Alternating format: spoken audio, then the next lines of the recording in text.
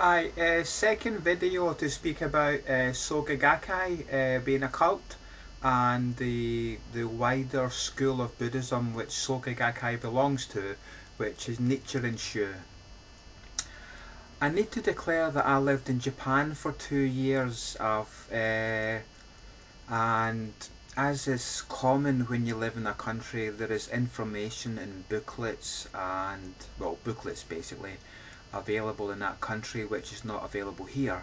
So I want to speak from the perspective, well, I want to speak about Soka Gakkai, Nichiren Shu, from the perspective of someone who spoke basic Japanese, who could at one time read Japanese. I've forgotten now, but I lived there for 2 years.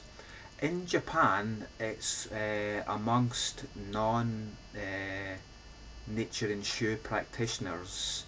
Uh, it's common knowledge. It's widely suggested that Nichiren Daishonin, the founder of Nichiren Shu, basically borrowed a lot of his themes from earlier forms of Buddhism. In Japan, one of the nicknames for esoteric Buddhism, I've forgotten now. I've forgotten. Sorry, I've forgotten. Oh no, I've forgotten anyway. But anyway, it's common knowledge out there that if you read the writings of Nichiren, all he did was borrow and copy the gods from earlier schools of Buddhism, and he borrowed the practices from earlier school of Buddhism, like the style of chanting which the Nichiren people do, or just this repetition of the mantra.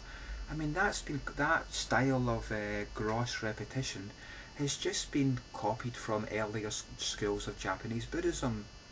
Uh, so, to those who study the teachings of Nichiren Shu, of Soka Gakkai, and you compare them to the teachings of older schools, like for example, there was one famous Japanese monk called Kukai.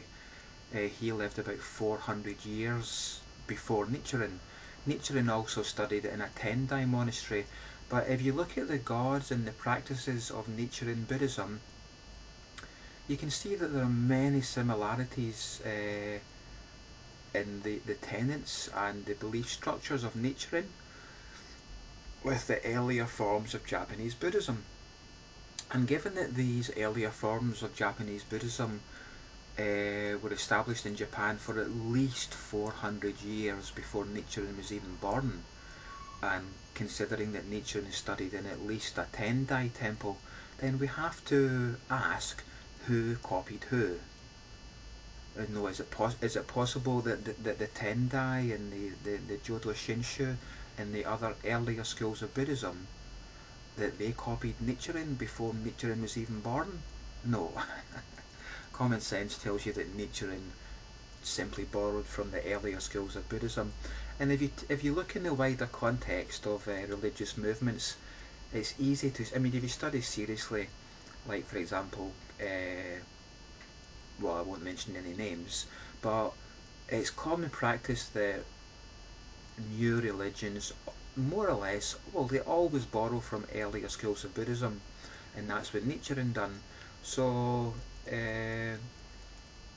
yeah, the Soka Gakkai talks about pure forms of Buddhism, and what they teach is not very pure at all, because Nichiren basically plagiarized the earlier forms of Buddhism but didn't acknowledge it.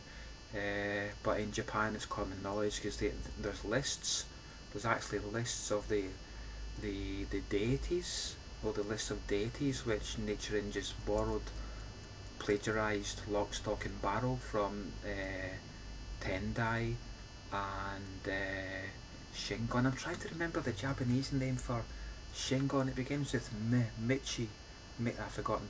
But yeah, it's well documented that Nichiren borrowed from the earlier schools of Buddhism, and rather than having a divine revelation, it's more likely that when he studied the traditions of the other Buddhist schools, he took what he liked and rejected what he didn't like. And then he went on to say such things like, I alone in all of Japan know the truth. Okay. Thank you for watching. Bye.